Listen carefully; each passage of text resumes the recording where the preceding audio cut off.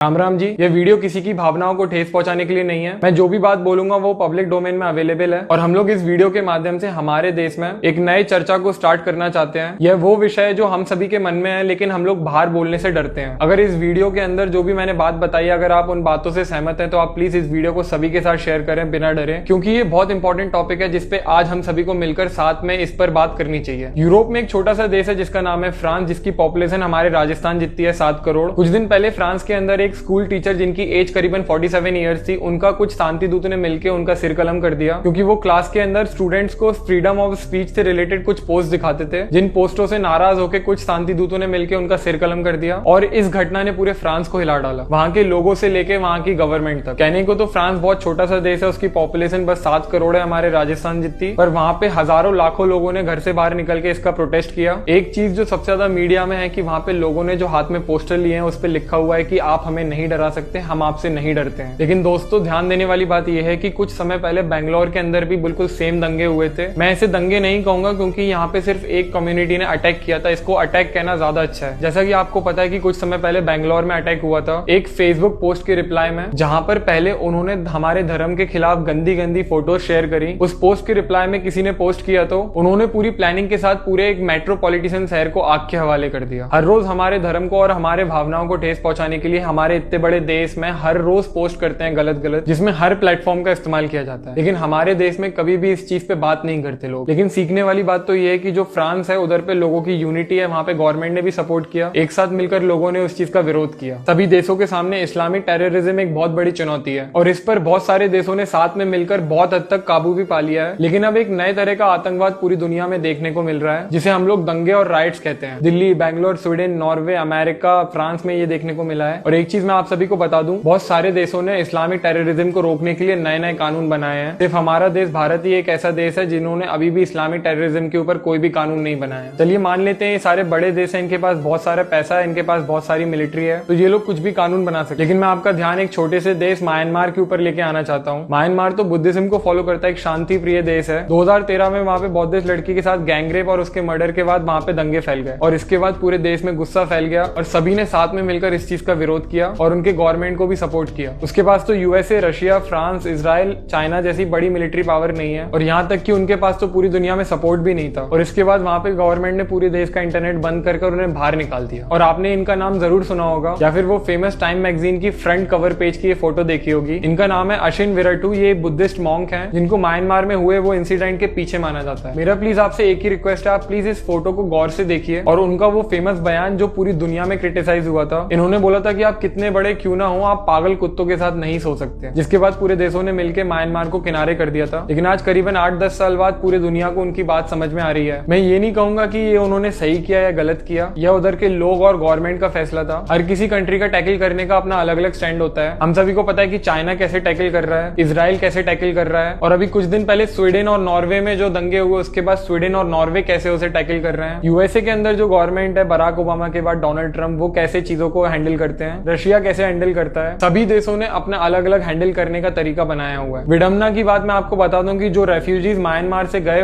बांग्लादेश में और बांग्लादेश ने भेज दिए हमारे हिंदुस्तान में। मुझे नहीं पता आपको इस न्यूज की नॉलेज है या नहीं। पिछले कुछ महीने से केरला, नॉर्थ ईस्ट बंगाल बहुत ज्यादा न्यूज में है। अभी रिसेंटली एक न्यूज आई है कि केरला की गवर्नमेंट ने 8 लाख बांग्लादेशी रेफ्यूजीज को वहां पे सेटल किया है, वहां की जो डेमोग्राफी है चेंज करने के लिए। जैसा कि आप सभी को पता है कि अभी केरला में 50% हिंदूज हैं, बाकी 50% में क्रिश्चियन और मुस्लिम है। और ये 8 लाख बांग्लादेशी रेफ्यूजीज आने के बाद किस तरह से वहां पे डेमोग्राफी चेंज हो जाएगी। सेम बंगाल में है, नॉर्थ ईस्ट, आसाम। लेकिन बहुत सारे लोगों को आपने बोलते हुए सुना होगा कि आप किसी एक के पीछे पूरी कम्युनिटी को खराब नहीं कह सकते। आपकी बात बिल्कुल सही है, हम किसी एक के पीछे किसी भी पूरी कम्युनिटी को खराब नहीं कह सकते। लेकिन पूरी दुनिया के जितने भी बड़े देश हैं उनके सिक्योरिटी एजेंसीज ने एक अंदाजा लगाया है कि एक कम्युनिटी के 15-20% लोग ही रेडिकलाइज्ड हैं। मोटा मोटा अंदाजा लगाया जाए तो 20 से 25 करोड़ लोग ऐसे हैं जो रेडिकलाइज्ड हैं। और आपको भारत में ऐसे लोग देखने को हर जगह मिल जाएंगे। एक छोटा सा एग्जांपल लेते हैं कि जब भी आप मूवी देखने जाते हैं तो जब राष्ट्रगान होता है तो आपको अपने मूवी थिएटर में 4-5 लोग ऐसे मिल जाएंगे जो उठते नहीं है। और अगर आप सिक्योरिटी रिपोर्ट की बात करें तो हमारे देश में 500 से ज्यादा ऐसे हॉटस्पॉट हैं जिन्हें हम मिनी पाकिस्तान भी कह सकते हैं। और ऐसे बहुत सारी जगह है हमारे देश में जहाँ पे लोग अपने आप को इंडियंस ही नहीं मानते हैं, वो कहते हैं हम लोग अरब से आए हुए हैं। और एक चीज पूरी दुनिया को पता है, हमारे गवर्नमेंट को भी पता है और हम सभी लोगों को पता है कि हमारा देश भारत ही एक ऐसी जगह है जिसने हजारों सालों से इस्लामिक टेररिज्म को झेला है, रोज झेल रहा है और आगे भी झेलता रहेगा। अगर अगर हम सभी ने अपना एटीट्यूड को चेंज नहीं किया। और प्रेजेंट में जितने भी विकसित देश हैं और जितने भी विकासशील देश हैं, उन्होंने जो इस्लामिक टेररिज्म को काउंटर करने के लिए जो नए नए